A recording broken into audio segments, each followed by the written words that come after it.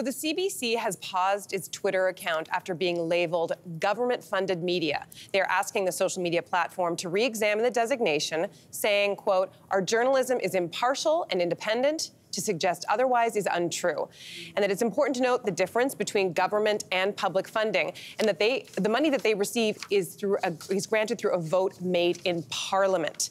So this is a complicated story, but what do we think about these labels that are popping up more and more when it comes to news organizations on Twitter, and how does it impact journalism and the consumption of news? So, okay, there are 4 new labels that Twitter is utilizing for these news organizations, and they are government account, state-affiliated account, government-funded account, or publicly funded account. But I want to go back because they're missing one. The second that Elon Musk bought Twitter, they should have labeled the whole company, labeled as the following: now owned by an absolutely chaotic billionaire who may or may not know what he's doing. Doesn't know what he's doing. You know, when I looked at this thread of the CBC and, you know, political party leaders getting involved and actually messaging Elon saying, you need to slap these labels on these media outlets, you know, the first thing that I thought was, oh, okay, this is going to now go to a board. There's going to be some discussions. No. Elon himself replied on a public timeline. This is how the company is being run now. Can I also just yes. not to interrupt, but just the Canadian press actually emailed Twitter asking for an explanation of these hashtags, these designations, and the company responded with a poop emoji. I'm just gonna let that sit there. That is the company that you're dealing with. But that's the standard response. Like, it's not just, they didn't tailor. Like, you get the poo emoji whenever you email a media-related response. Okay, like, it just but goes. still. I'm not saying it's any better. Okay. I'm just saying it's like a generic, poop. It's automatic poop? Like, you just got automatic poop emoji. Okay. They don't care. Yeah. I think that's why the bottom line is the moment that this became his play toy, we have to all now use it with that in mind, including massive organizations that were using it when it had some semblance of normalcy and standard practices.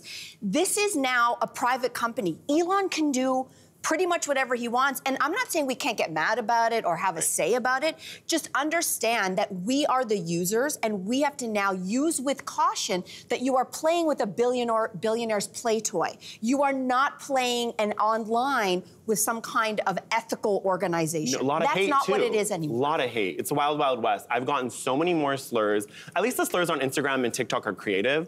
On Twitter, it's like doxing my address, like threatening to slit my throat. I mean, it's the worst. I deleted it. I was like, I'm out. And it also ruined Blue verification. Like, if you don't know about that, like, people now are saying that I paid for it, even though, like, I had it years ago. It's just kind of ruined social media for a lot of people, honestly. It's very frustrating.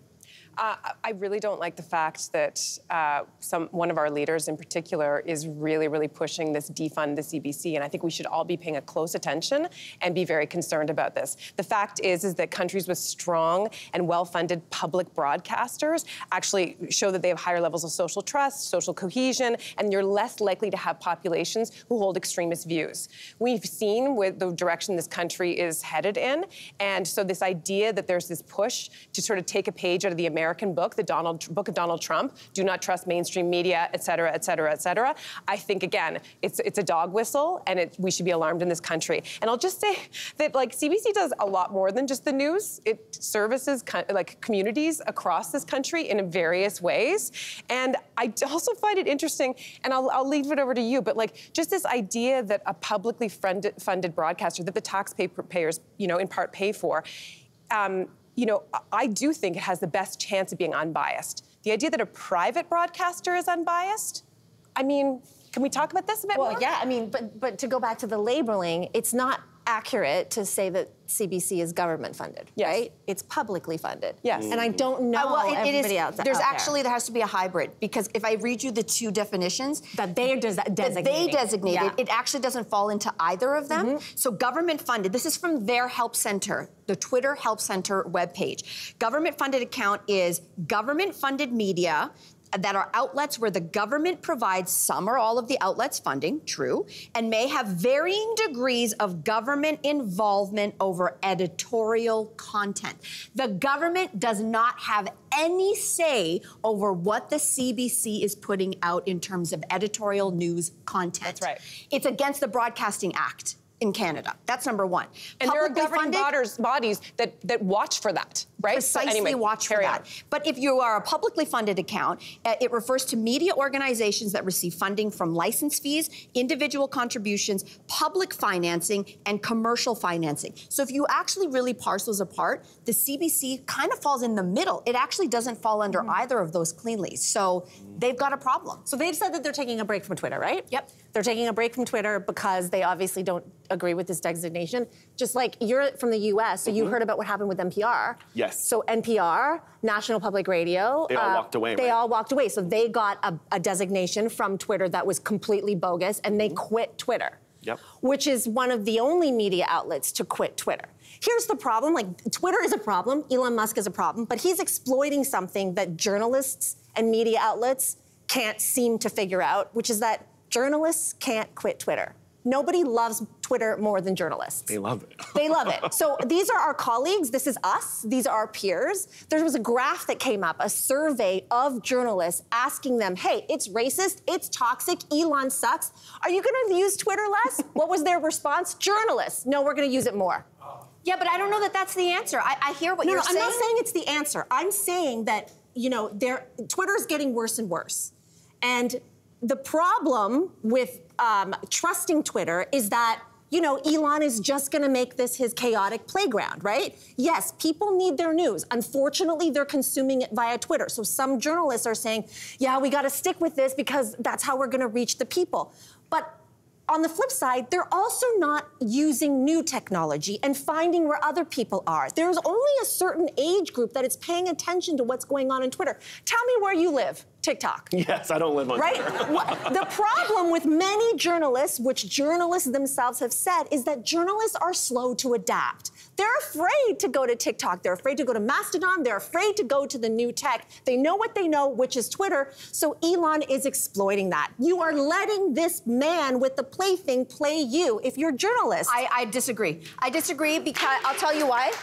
Because we all know, because we're all on social media, Twitter is part of your social media presence. So I know you're off. I haven't used Twitter in 4 or 5 months. I'm barely on there. Same. Since Elon took over because it's a chaotic mess. Right. But it is a part of an entire ecosystem of social media presence. So if you are a journalist, a news organization, if you're an influencer, even though you have your favorites, let's say, if you're a news organization, your tentacles have to reach far and wide. Disagree. You have to be everywhere. Disagree. Statistics show that the reach of Twitter is less than Facebook, TikTok, but there are still and 220 nobody's paying attention to the news. It's 220 actually a fallacy that people are getting their news from Twitter. I disagree. If you're looking at you can't disagree. The numbers are there. I'll tell you numbers. They made $4 billion last year. Facebook dwarfs Facebook and Instagram dwarfs news consumption over Twitter. Sure, that's a fallacy that journalists are actually. But that doesn't mean you quit Twitter. No, television. Why not? Why?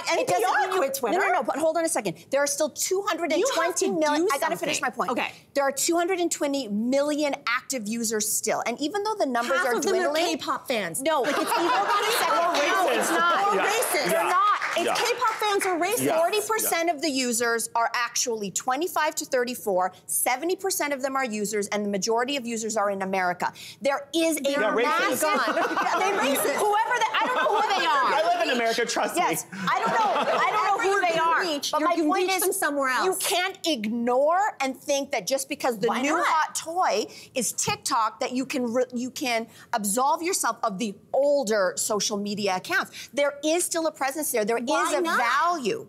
Why because not? I think if you look at can't we try it? It's like saying, I'm going to only drive this car. I don't have any use for this one anymore. It doesn't actually. But this is a dumpster. We got to walk away from this. But it would be an interesting thing if everybody did get together and say, we are done with this platform. Like Vine. Imagine that. There would be something very powerful and interesting about that. That's all. Yeah, it's true. Okay, well, we didn't get anywhere necessarily. America's racist. We got there. Yeah, we got there. We hope we gave you something to think about and debate. Thanks for watching. We've got lots more discussion and debates on everything from food and fashion to pop culture and current events. Don't forget to click like and subscribe.